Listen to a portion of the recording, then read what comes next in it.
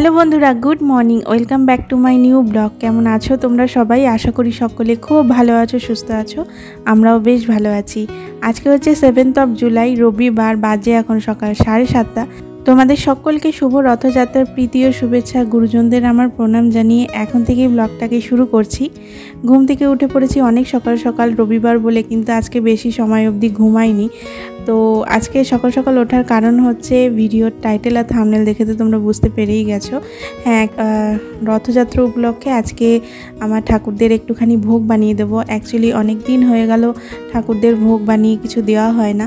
তো মনটার মধ্যে ভীষণ অস্থির লাগছিল যে কবে একটুখানি ভোগ বানিয়ে দেব। নিজেদের খাওয়া দাওয়া তো রেগুলার করি, কিন্তু ঠাকুরকে তো ভোগ আর রেগুলারের রান্নাবান্নার সাথে তো আর ঠাকুরদের ভোগ বানিয়ে দেওয়া পসিবল না। তো তার জন্য আলাদা একটা সেটআপের প্রয়োজন হয়, সব কিছু পরিষ্কার পরিচ্ছন্ন নিরামিষভাবে করতে হয়। তো ভাবছিলাম একটা ভালো দিন দেখে পুজোটা করব এবং ঠাকুরকে একটুখানি ভোগ বানিয়ে দেব। তো ভাবতে ভাবতেই রথের দিনটা বেস্ট লাগলো। গেল বছরও রথের দিন আমি ঠাকুরদের একটুখানি ভোগ বানিয়ে দিয়েছিলাম।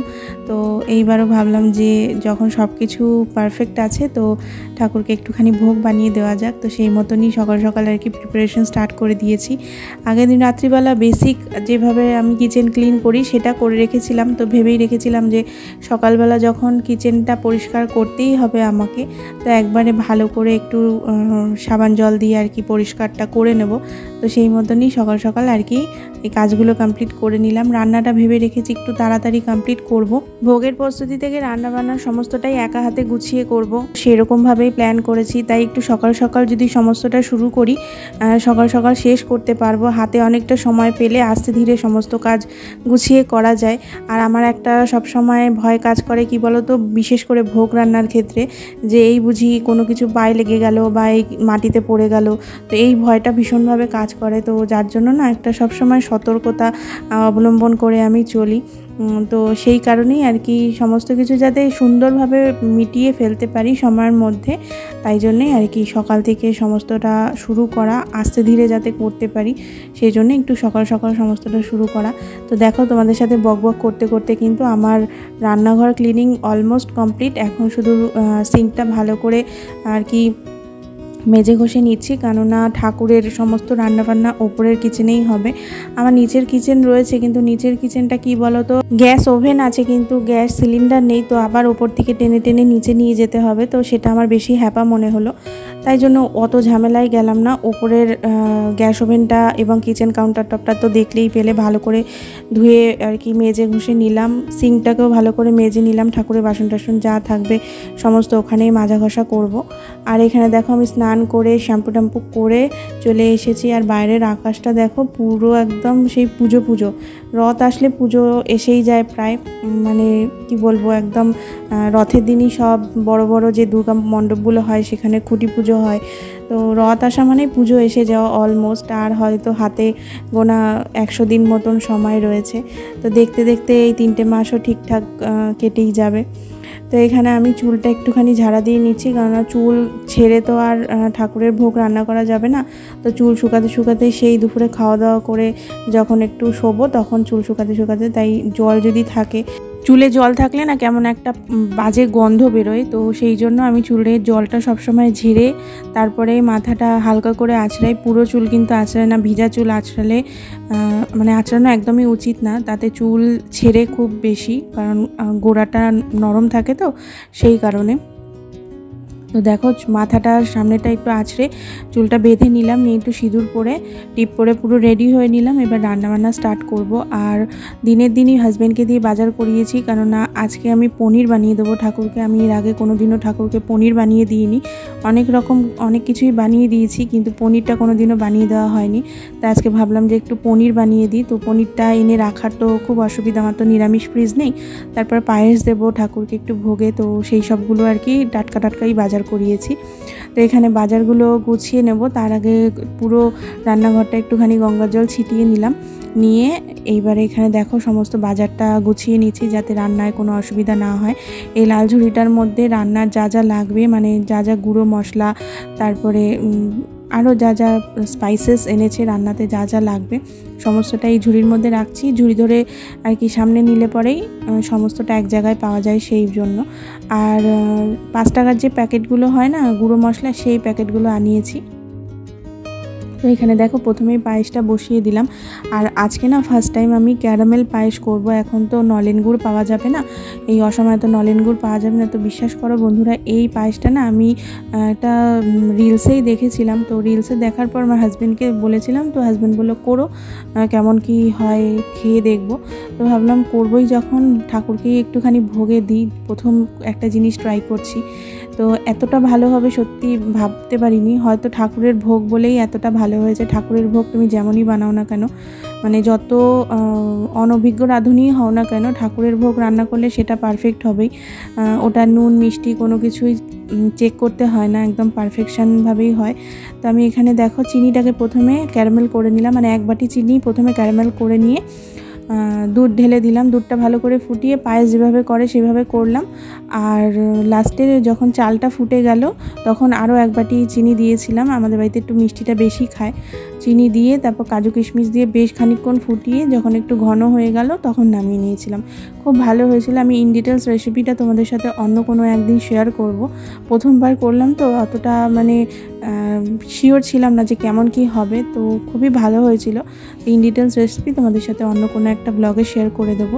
তো পায়েসটা নামিয়ে আমি কিন্তু সাইড বাই সাইড দেখেছই তোমরা, সমস্ত কাটাকাটি করে নিয়েছি আর রাইসের ভাতটাও বানিয়ে নিয়েছি। এখানে দেখো আমের চাটনি বসিয়ে দিয়েছি। আমের চাটনিটাও অলমোস্ট হয়ে এসেছে, আমটা তো গলেই গেছে। একটু কাজু কিশমিশ দিয়ে দিলাম আর চিনি দিয়ে ভালো করে একটু সাঁতলে নেব। চিনিটা মেল্ট হয়ে গেলে পরে সামান্য একটু জল দিয়ে ফুটিয়ে নেব। খুব একটা পাতলা চাটনি করব না, অনেকটা প্লাস্টিক চাটনির মতোই লাগলো। আমি কিন্তু এখানে হলুদ টলুদ দিইনি, জাস্ট সামান্য একটু লবণ দিয়ে আমটাকে গলিয়েছি। তারপর আমটা যখন গলে গেল তার মধ্যে একটু কাজু কিশমিশ আর পরিমাণ মতন চিনি দিয়েছি।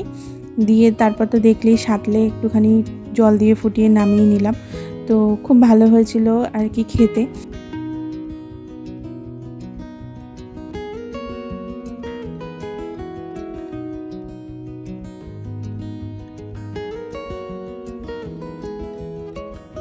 আর এইখানে দেখো আমি ফ্রাইড রাইসের যে ভেজিসগুলো আমি তো সাইড বাই সাইড ভাজতে বসিয়ে দিয়েছিলাম। তো ভেজিসগুলো যখন পুরো ভাজা ভাজা হয়ে গেছে এবং কুক হয়ে গেছে তখন তেজপাতা আগেই দিয়ে দিয়েছিলাম আর গোটা গরম মশলা, এলাচ, লবঙ্গ, দারচিনি একটু থেতো করে নিয়ে দিয়ে দিয়েছিলাম। আর দিয়ে দিলাম রান্না করে রাখা যে ভাতটা, জল ঝরিয়ে রেখেছিলাম, মানে ফ্যানটা ঝরিয়ে ঠান্ডা করে রেখেছিলাম।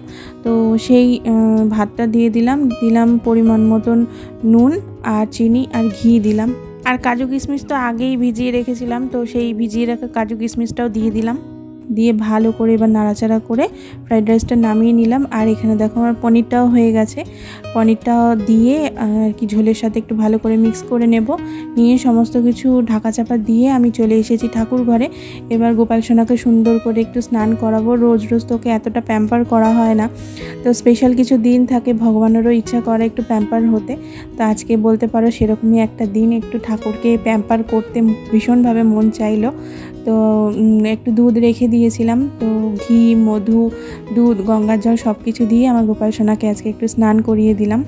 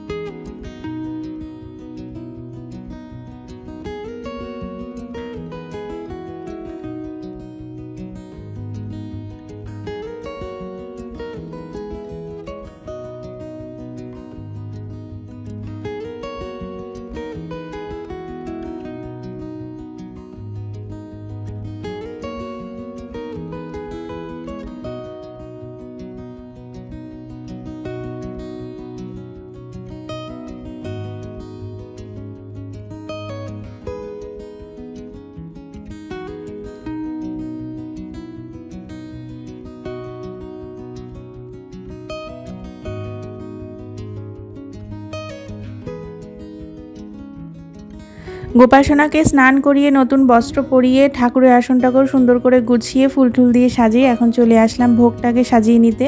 তো এখানে দেখো বাটিতে বাটিতে আমি সব আগে থেকেই বেড়ে রেখেছিলাম, এখন এসে শুধু জাস্ট রাইসটা থালে সুন্দর করে গুছিয়ে নিলাম, সাথে বাটিগুলোকেও থালে সাইডে সাজিয়ে নিচ্ছি। নিয়ে এবার চলে যাব ঠাকুর ঘরে আর কি ভোগ নিবেদন করতে। গোপালসোনা আমার জীবনে আসার পর থেকেই একটু একটু করে ঠাকুরকে আমি ভোগ বানিয়ে দিই। তো এখনও অবধি আমার ঠাকুরের কিন্তু পুরো থালবাটি গ্লাসের সেট নেই, তোমরা দেখতেই পাচ্ছ। কোনো সেট হিসেবে কিন্তু আমি থালবাটি গ্লাস আর কি দিইনি, যা ছিল ঠাকুরের আর কি তোলা বাসন তার মধ্যে থেকে একটু মিক্স অ্যান্ড ম্যাচ করে আর কি দিয়েছি। তো খুব ইচ্ছা আছে ঠাকুরের জন্য একটা সেট বানাবো, তো যবে বানাতে পারবো অবশ্যই তো তোমাদের সাথে শেয়ার করব। তো বাটির অভাবে আমি থালের পাশেই আর কি চাটনিটা দিয়ে দিলাম। তো এই যে দেখো কেমন লাগছে অবশ্যই সাজানোটা জানিও।